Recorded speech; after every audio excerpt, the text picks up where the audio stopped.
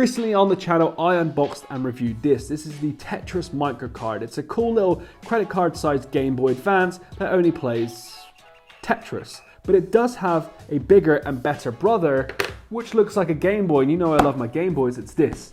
This is the Gameboy, and this is basically a programmable Game Boy that can play up to 200 games, and it's actually cheaper, coming in at 49 bucks, sorry, where that little fella over there is 54 bucks. So here you have it.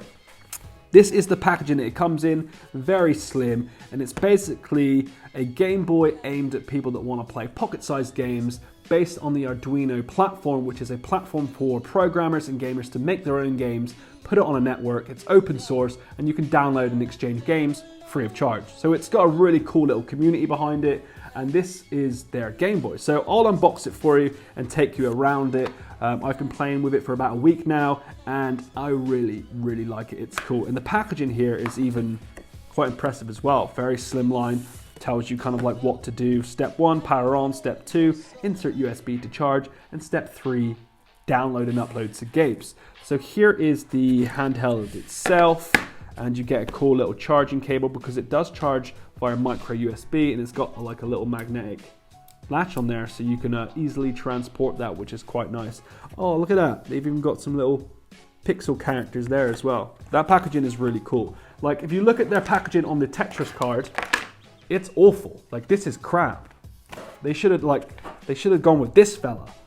But the good thing with this is that I'm pretty sure it started on Kickstarter and it got a load of money back behind it because it's actually really freaking cool. So here it is. I haven't taken this off yet. There you go. So yeah, I've been playing it all week with that on. Oh man, that is very shiny. So as you can tell here, it is basically the same size as a credit card, and it's taken obviously design inspiration from the original Game Boy here, and I love it. Look at it. It's like the baby brother, but just more high tech, and just, oh, it's nice. It's nice. And you know, it's kind of well priced as well. So on the back here, it's got this slab of aluminium, which makes it very durable. You can have this in your wallet, you can bend it, scratch it, and it's basically not going to break. So this little thing is incredibly durable, and I love it. So taking a closer look, it is absolutely stunning. On the back here, you have basically a slab of aluminium, which makes it incredibly durable. Like, this thing, you can chuck around, you can scratch it, you can chuck it in with your keys. It's not going to break. Like, this thing is incredibly durable for its size, and I absolutely love it. So you can chuck this in your pocket without having problems of it getting broken, scratched, wrecked, whatever you want to do, because this thing is a little tank. Now you've got the D-pad here, and the buttons are incredible. And you probably can't see, but it's got like, basically it's all slimline. So the buttons actually go into the shell of the Game Boy here, which is really nice. Wow. So taking a closer look at the front, you've got this really small OLED screen here, and it's powered by a little battery in here, which actually plays up to 6 hours. They say 8 on a full charge. I've got around about 6 or 7. So take it with a grain of salt, but still, that's really good. And I know someone who's basically had this for like months on end, hasn't charged it, pulled it out of their bag, and it will start playing. Like, it takes no power when it's off, obviously, but it's just got a really long sleep time, which is good. So if you do have it chucked away in your storage and you pick it up, it probably has life on it, just like the original Game Boy. It just never dies. So let's power this on the top here. Again, love the position, very nostalgic, and the screen is extremely nice. Like, the contrast is absolutely lovely, and like I said, you can download and install a ton of games on it by simply plugging it in, going on their site, and installing the game, which is quite simple. So on here now, I have Serene. It's like a mermaid game, and if I am right, does this one not have the volume? Where's the volume?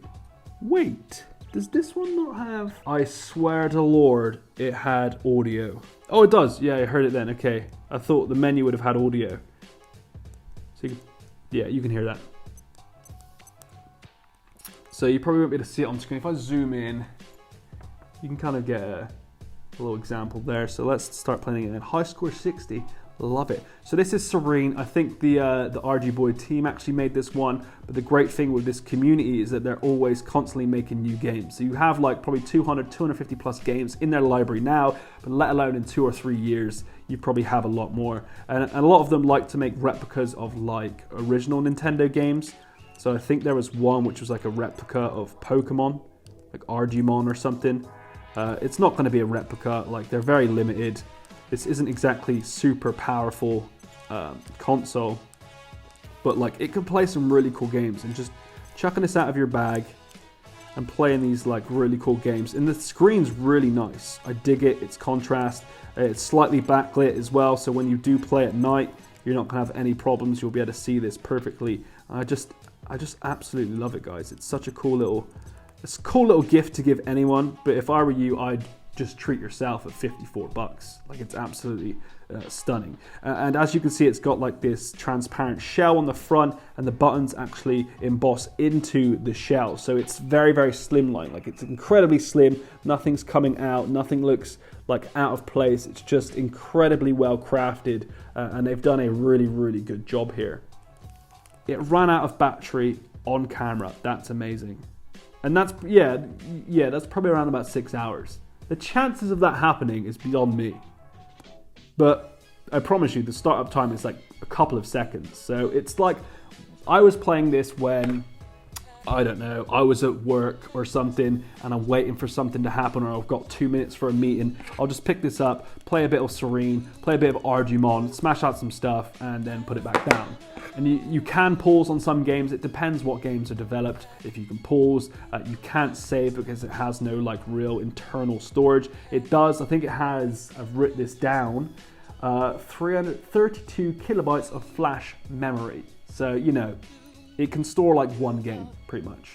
And then you just switch it out, plug it into your laptop and switch it up. So there you have it. A quick look and unboxing of the RG-Boy, the credit card sized Game Boy. That it's just nice to know that there's a community behind it, always constantly building games for you to enjoy, and they're all helping each other out. So pick it up if you're into that. I love it. It's much better than the Tetris microcard because that's extremely overpriced. Not a fan. I am a fan. I love it, but for 54 bucks, no tack. Grab this fella. So there you have it. A quick review and unboxing of the RG-Boy. Definitely hit subscribe if you want to see more retro handheld consoles. If not, I'll see you in the next video. Peace.